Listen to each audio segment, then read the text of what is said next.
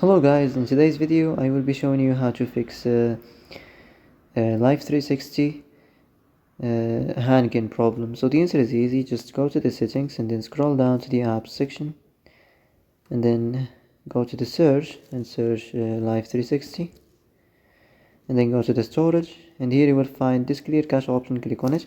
Now you can go check it if it worked, and if it didn't you can try to restart your phone or turn the Wi-Fi off and on, or the Bluetooth or the airplane mode. Also you can try to clear data, but be careful. If you clear data, all the Life360 will be data will be deleted. This includes all files, the settings, the accounts, the databases, etc. So be careful if you want to clear your data. And that's it for today's video. I hope this is the answer you've been looking for. If you like this video, don't forget to like and subscribe, and see you in the next video.